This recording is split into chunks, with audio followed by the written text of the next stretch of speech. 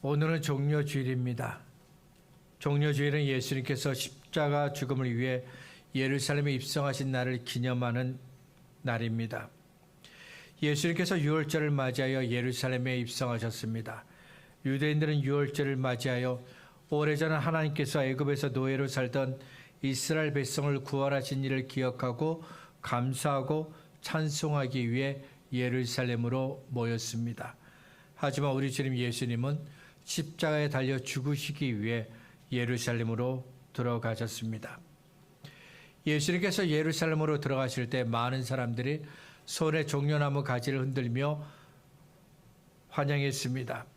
큰 소리로 외치며 예루살렘에 입성하시는 그 예수님을 환영했는데 마태복음 21장 7절부터 9절은 그때 일을 이렇게 말씀합니다. 나귀와 나귀 새끼를 끌고 와서 자기들의 겉옷을 그 위에 얹음에 예수께서 그 위에 타시니 무리의 대다수는 그들의 겉옷을 길에 펴고 다른 이들은 나뭇가지를 베어 길에 펴고 앞에서 가고 뒤에서 따르는 무리가 소리 높여 이르되 호산나 다윗의 자손이여 찬송하리로다 주의 이름으로 오시는 이여 가장 높은 곳에서 호산나 하더라. 그때 이후로 교회는 예수님께서 예루살렘에 입성하신 날을 기념하여 종려주일을 지킵니다. 그리고 종려주일 다음 날인 월요일부터 토요일까지 이 시간을 고난주간으로 지킵니다. 고난주간을 지내면서 교회는 예수님께서 예루살렘에 입성하신 그 순간부터 십자가에 죽으실 때까지 그 시간을 묵상했습니다. 죄인을 대신해서 죽으신 예수님을 묵상했습니다. 하나님의 아들이 왜 이 세상에 오셨는지, 왜 우리를 대신해서 고난을 받으시고 왜 십자가에서 죽으셨는지 그 모든 이야기들을 깊이 묵상했습니다. 저와 여러분도 고난주간을 통해서 예수님께서 받으신 고난과 죽음을 깊이 묵상할 수 있기를 바랍니다. 예수님께서 우리를 대신해서 지신 그 십자가를 묵상할 수 있기를 바랍니다. 그래서 부활의 기쁨을 누구보다도 더 크게 충만하게 누릴 수 있기를 바랍니다. 어떤 사람들은 예수님의 고난과 죽음과 십자가보다는 부활을 더 중요하게 여깁니다. 예수님께서 죽음의 권세를 이기시고 다시 살아나신 부활은 매우 중요합니다. 그렇지만 예수님의 고난과 죽음과 십자가가 없으면 부활도 없는 겁니다. 부활의 의미도 퇴색하고 부활의 기쁨도 만끽할 수가 없습니다. 고난주간을 통해 예수님의 고난과 죽음과 십자가를 깊이 묵상할 수 있기를 바랍니다. 하루하루 예수님을 깊이 묵상하고 예수님께서 받으신 고난과 죽음을 깊이 묵상할 수 있기를 바랍니다. 그래서 저와 여러분이 예수님을 더 알게 되고 예수님과 더 깊은 교제를 나눌 수 있기를 바랍니다. 죽음의 권세를 이기시고 다시 살아나신 예수님의 부활을 누구보다도 크게 기뻐하고 즐거워할 수 있는 은혜가 저와 여러분에게 있기를 바랍니다. 마태복음, 마가복음, 누가복음, 요한복음은 예수님께서 십자가에 달리신 그 일을 자세하게 기록합니다. 매우 중요하기 때문입니다. 예수님께서 예루살렘에 입성하신 후 많은 일들이 있었습니다. 월요일에는 성전에 들어가셔서 성전에서 돈을 받고 장사하는 사람들을 다 쫓아내셨습니다. 화요일에는 대제사장을 비롯한 유대 지도자들과 함께 논쟁을 하셨습니다. 수요일에는 예루살렘에서 가까운 베다니에 머무셨는데 바로 이때부터 가룟 유다가 예수님을 돈을 받고 넘겨줄 기회를 찾게 됩니다.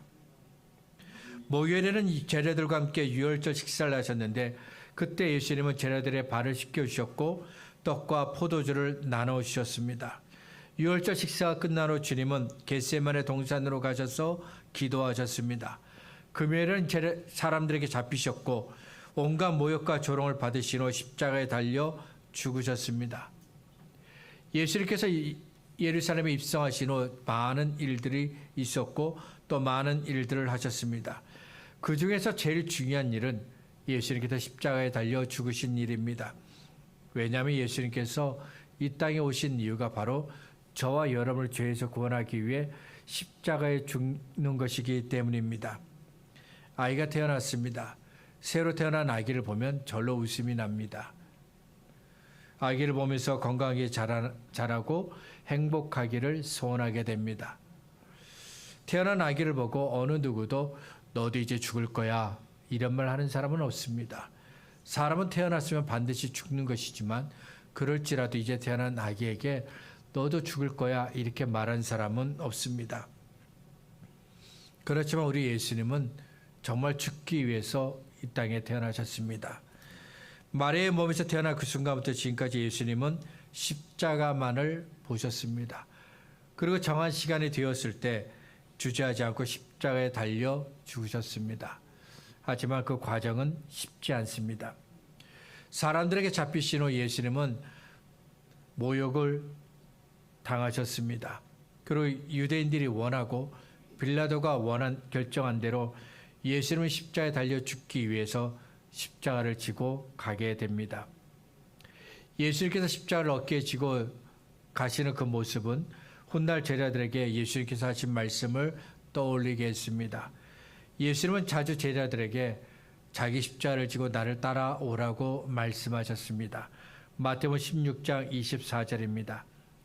누구든지 나를 따라오려거든 자기를 부인하고 자기 십자가를 지고 나를 따를 것이라. 누가복음 9장 23절입니다. 아무든지 나를 따라오려거든 자기를 부인하고 날마다 제 십자가를 지고 나를 따를 것이라. 예수님께서 지신 십자가는 예수님께서 짊어지셔야 할 자기 십자가입니다.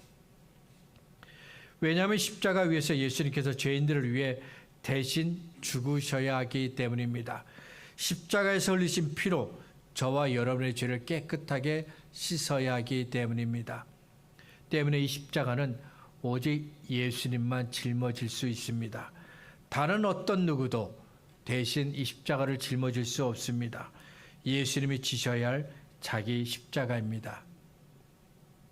저와 여러분이 예수님을 따르려고 합니다. 그러면 반드시 예수님께서 우리에게 주신 그 내 십자가를 지고 따라가야 합니다. 예수님께서 우리를 위해서 십자가를 지셨던 것처럼 우리도 우리에게 주어진 그 십자가를 지고 따라가야 합니다. 다른 사람이 대신 짊어질 수 없습니다. 내 십자가는 오직 나만이 짊어질 수 있습니다. 가정의 모든 문제, 어려운 문제, 내가 기도해야 합니다. 내 믿음이 약하고 자라지 않는 것, 내가 기도해야 합니다. 내 마음에서 감사가 사라지고 불평과 원망이 있는 것, 내가 기도해야 합니다. 내 안에 있는 간절한 소원이 이루어지길 원합니다. 그러면 내가 기도해야 합니다. 내가 하나님의 사람이 되고 하나님의 일을 하고 싶습니다. 그러면 내가 기도해야 합니다. 다른 사람이 기도해 줄 수는 있습니다. 하지만 같이 기도해 줄 수만 있을 뿐입니다. 전적으로 내가 기도해야 합니다. 내가 짊어져야 할 내 십자가이기 때문입니다. 그 당시 기록에 의하면 십자가 형벌을 받는 사람은 자기가 매달린 그 십자가를 자기 어깨에 지고 갔습니다. 그래서 다른 죄인들이 했던 것처럼 예수님도 그 십자가를 짊어지고 가셔야 했습니다. 이렇게 로마가 죄인들에게 십자가를 짊어지고 가게 하는 이유가 있습니다. 그렇게 십자가를 짊어지고 가면서 수치와 모욕을 주는 겁니다. 그리고 십자가에 달리기 전에 미리 힘을 빼기 위함입니다. 십자가에 달린다는 것은 매우 고통스러운 일입니다. 우리가 생각하기에 십자가에 달리면 금방 죽을 것처럼 보이지만 실상은 반대입니다. 십자가 형벌이 무서운 까닭은 죽기까지 정말 오랜 시간이 걸린다는 겁니다. 기록에 의하면 죽을 때까지 나흘이 걸린 사람도 있었습니다. 그러니까 오랜 시간 고통을 겪게 한 후 죽게 하는 것이 십자가 형벌의 목적이라는 겁니다. 다른 죄수들과 함께 예수님도 십자가를 지고 가셨습니다. 그런데 중간에 구레네 시몬이 예수님이 짊어지실 그 십자가를 대신 지고 가게 되었습니다. 누가복음 23장 26절입니다. 그들이 예수를 끌고 갈 때 시몬이라는 구레네 사람이 시골에서 오는 것을 붙들어 그에게 십자가를 지어 예수를 따르게 하더라. 예수님께서 십자가를 지고 가시는 그 모습을 많은 사람들이 유월절을 지키기 위해서 왔던 많은 사람들이 지켜보았습니다.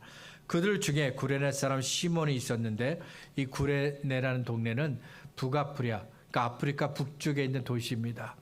이 사람도 그 가운데 있었습니다. 구레네 사람 시몬이 예수님을 대신해서 십자가를 진 것은 순전히 우연한 일입니다. 다른 사람들이 십자가를 지고 가시는 예수님을 구경했던 것처럼 시몬도 구경하고 있었습니다. 그런데 갑자기 로마의 군병들이 시몬에게 예수님께서 그 지신 십자가를 대신 짊어지게 했습니다.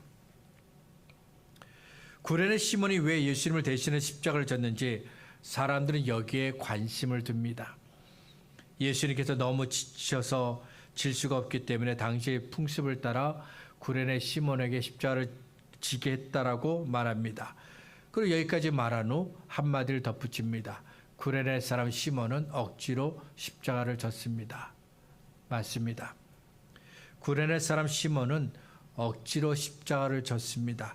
그래도 시몬이 십자가를 지고 예수님을 따라갔다. 이 사실이 중요합니다. 왜냐하면 시몬은 예수님을 자기에게 짊어진 그 십자가를 지고 예수님을 따라간 것이기 때문입니다. 지금까지 예수님은 제자들에게 자기 십자가를 지고 나를 따라오라고 말씀하셨습니다. 그런데 정작 십자가를 져야 할 때 베드로를 비롯한 다른 제자들은 그 자리에 없었습니다. 멀리서 그냥 보고만 있었습니다. 제자들만 그런 건 아닙니다. 저와 여러분도 자주 십자가를 외면했습니다. 십자가를 늘 말하지만 정작 십자가를 져야 할 때는 멀리서 보고만 있었습니다. 하지만 구레네 사람 시몬은 예수님의 12 제자들과 그리고 저와 여러분이 애써 외면한 그 십자가를 지고 예수님을 따라갔습니다. 누가복음 23장 27절을 보면 십자가를 지고 가시는 예수님을 보고 울었던 사람들이 등장합니다. 또 백성과 및 그를 위하여 가슴을 치며 슬피 우는 여자의 큰 무리가 따라오는지라. 지금 많은 사람들이 유월절을 맞이하여 유월절을 지키기 위해 예루살렘에 모였습니다. 때문에 유월절을 맞이한 예루살렘에서 당연히 들려야 될 소리는 하나님께서 이루신 그 구원에 대한 감사와 기쁨과 찬송의 소리입니다. 그런데 예루살렘에 우는 소리가 들리고 있습니다. 누가복음 13장 34절과 35절에서 예수님께서 예루살렘을 향해 하신 말씀이 있습니다.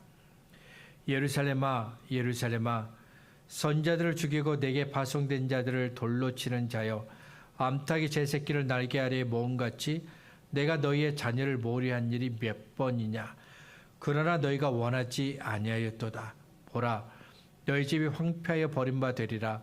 내가 너희에게 이르노니 너희가 주의 이름으로 오시는 일을 찬송하리로다 할 때까지는 나를 보지 못하리라.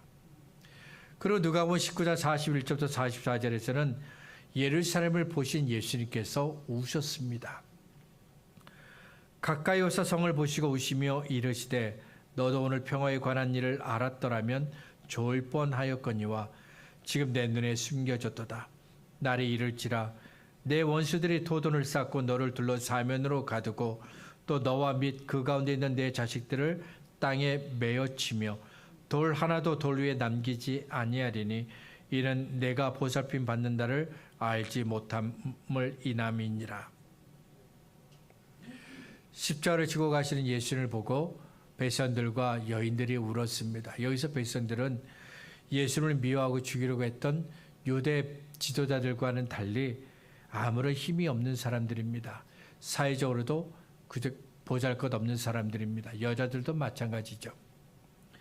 그들 중에 어떤 사람들은 단지 동정심 때문에 울었습니다. 하지만 어떤 사람들은 정말 예수님을 사랑했기 때문에 울었습니다.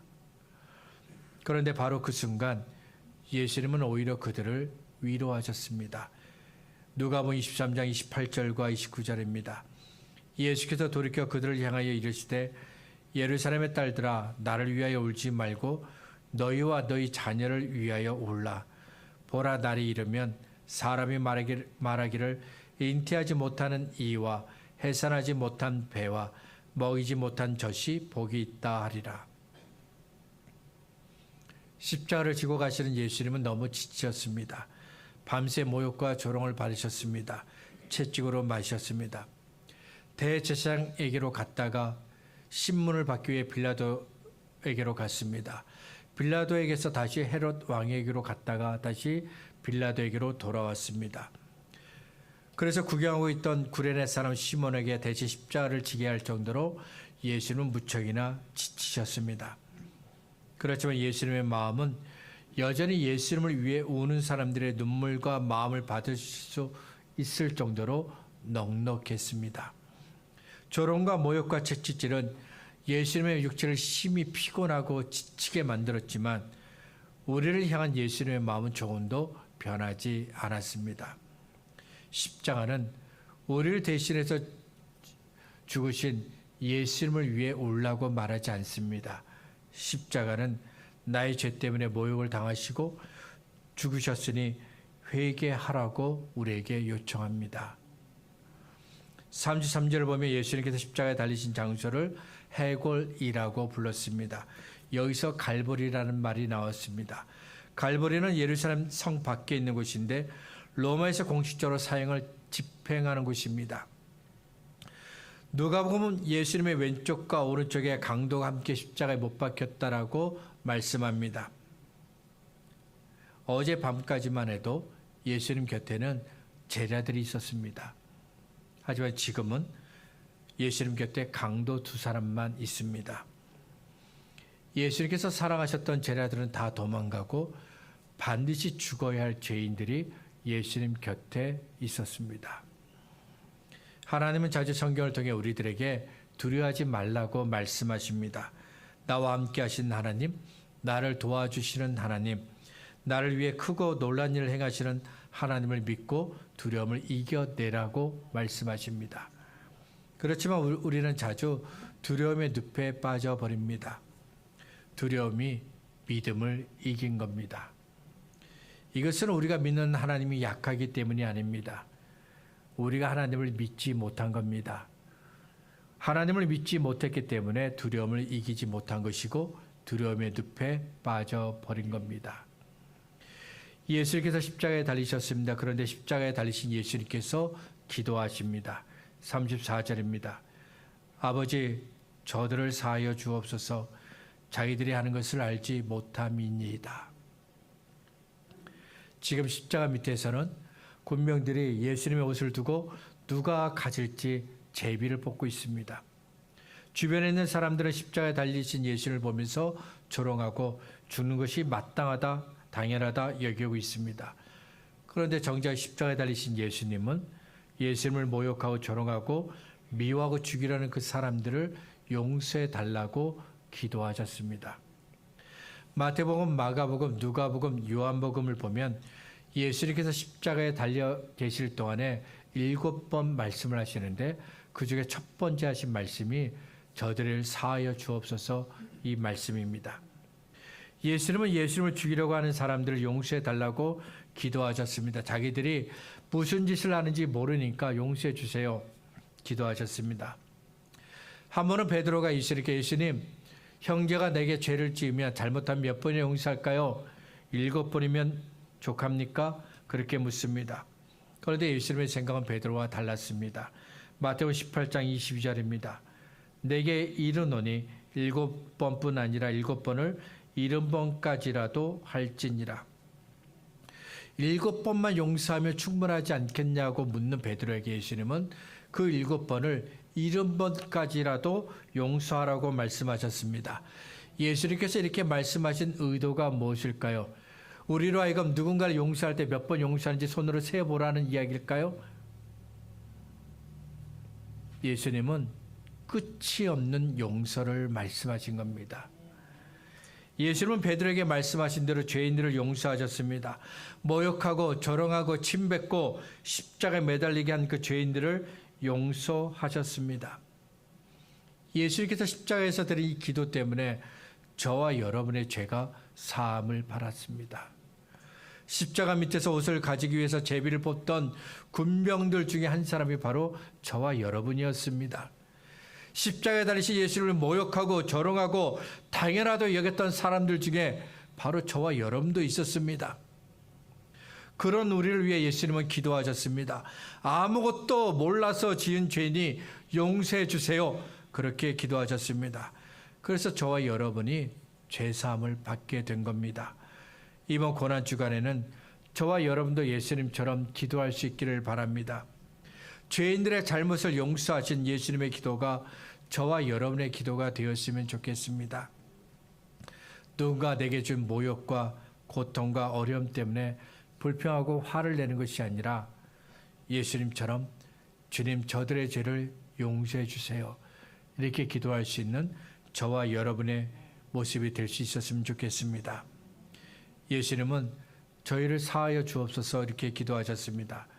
하지만 이런 예수님의 기도와 달리 여전히 관리와 군인들은 예수님을 조롱합니다. 35절과 36절입니다.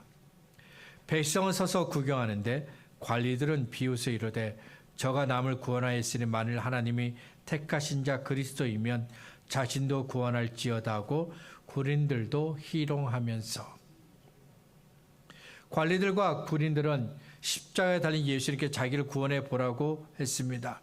십자가 곁에 있는 군인들도 예수님을 조롱합니다. 자기들의 생각에 정말 예수님이 하나님의 택하신 자가 맞다면, 선자가 예언한 그 메시아가 맞다면 이렇게 십자가에 달려 죽으면 안 되기 때문입니다.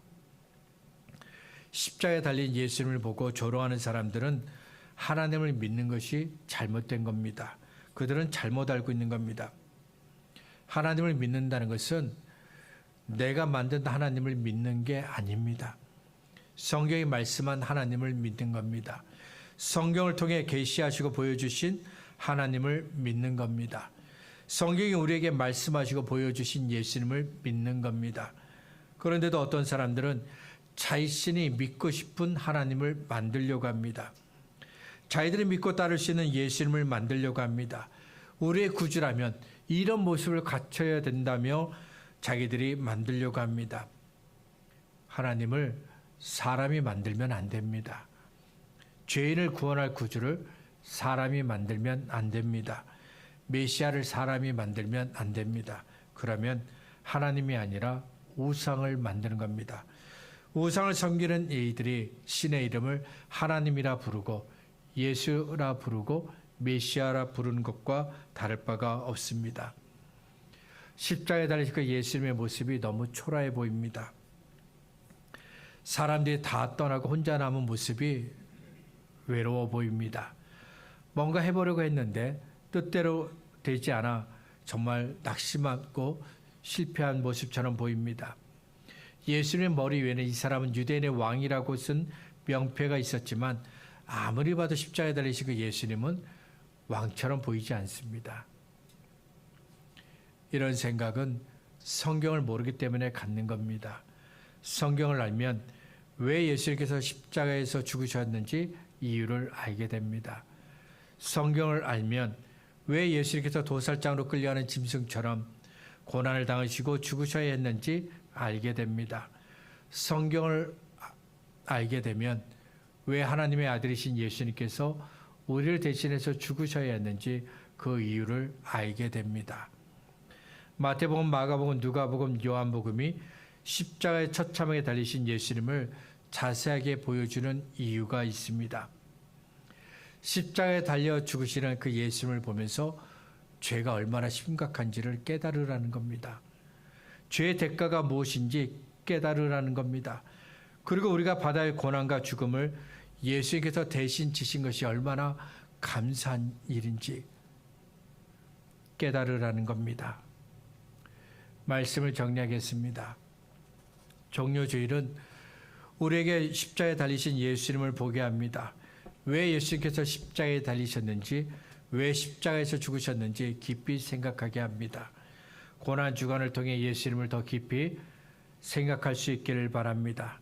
나를 사랑하시기 때문에 나를 대신해서 십자가에 죽으신 그 예수님을 깊이 생각하시기 바랍니다. 우리는 예수님을 거절하고 미워하고 조롱하고 십자가에 매달아 죽였지만 그래도 우리를 사랑하셔서 끝까지 우리의 죄를 용서하신 그 예수님을 깊이 생각할 수 있기를 바랍니다. 오늘부터 시작해서 이번 고난주간 저와 여러분에게 더 깊은 하나님의 은혜가 있기를 소원합니다.